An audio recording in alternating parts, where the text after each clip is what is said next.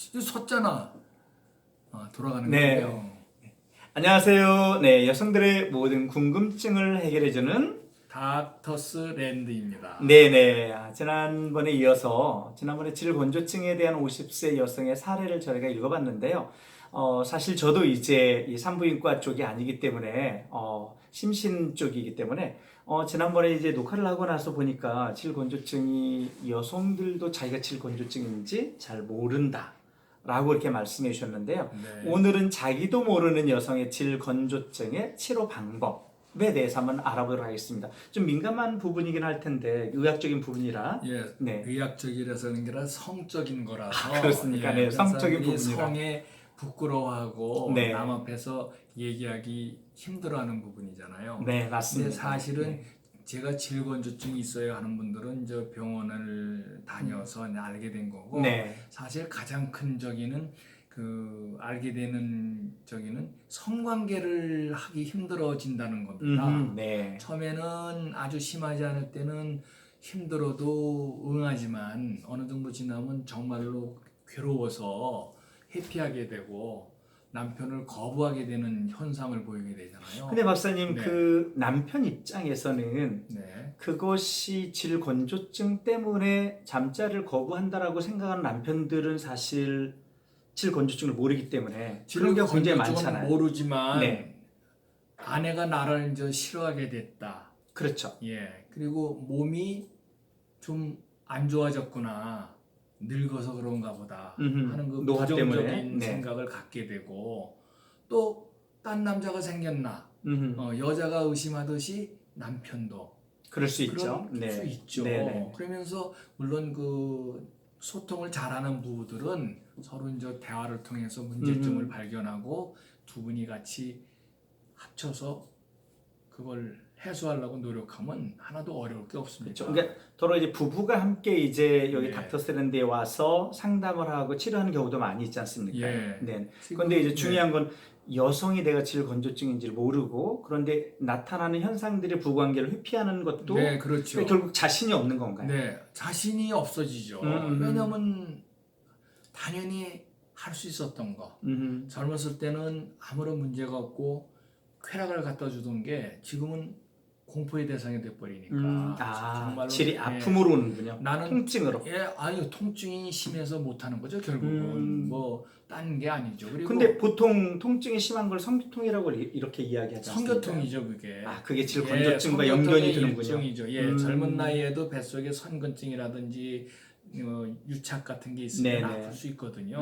근데 이제 그런 게 아니고 질의 건조한 것 때문에 사실은 저는 이런 표현을 잘 쓰는데 그 질 점막이 트어지는 거다. 아픈 거는. 네네. 그러니까 트어지니 얼마나 아픕니까? 살이 트어지니. 근데 질 점막은 우리 몸에서 아마 가장 약한 부위일 거예요.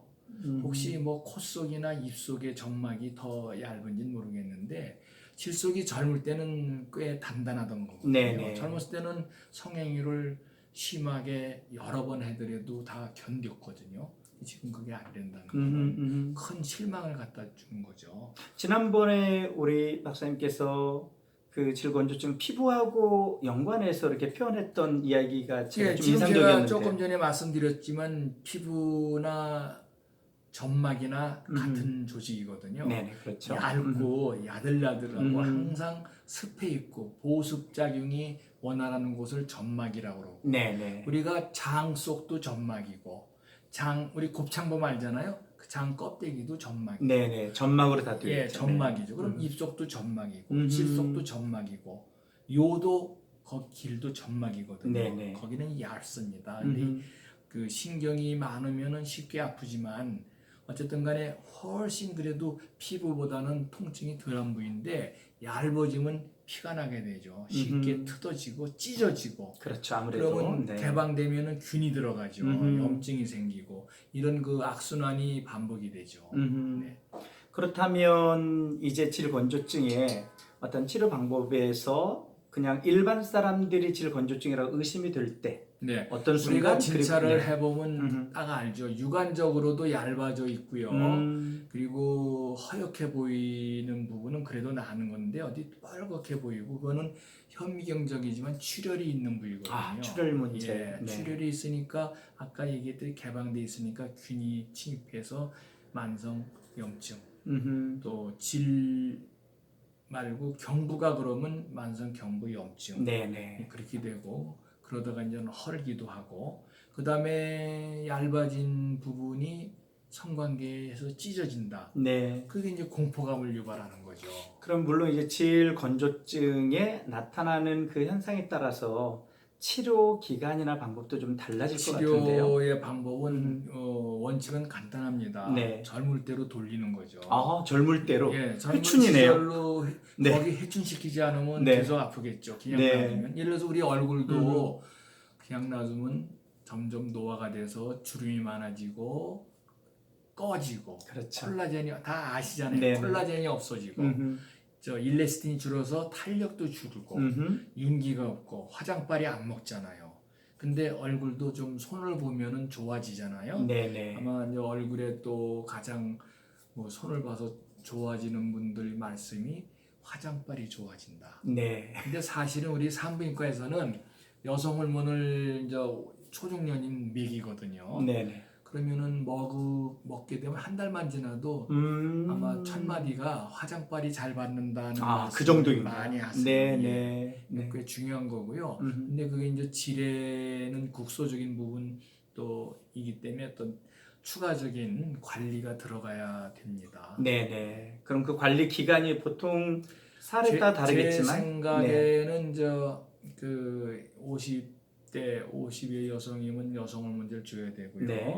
그다음에 질 크림도 써야 되고 호르몬제 그 크림. 어떤 분은 심해서 급히 그게 회복이 안 되면은 그 질벽을 강화시키는 탄력도 강화시키고 그 쉽게 찢어지지 않게 하는 그런 그 관리 방법을 써야 되죠. 네, 여러분들한테 뭐 제가 구체적으로 밝히긴 그렇지만 첫째 통증을 없애주는 거를 급히 해야 되고 통증 있을 때는 긴급하게 그다음에 통증 완화. 2차적으로는 그 점막 밑에 조직을 강화시키는 일련의 작업들이 들어가야 됩니다. 네, 조직 강화. 그래서 이제 처방이 한 되고. 달 정도 노력을 하면은 아주 뭐 성교를 못하던 분들이 어렵지 않게 할 수 있어서 아마 많이들 기뻐하시더라고요. 네, 너무 반가운 치료 소식이네요. 네. 사실은 이제 실제 심리 상담 현장에서도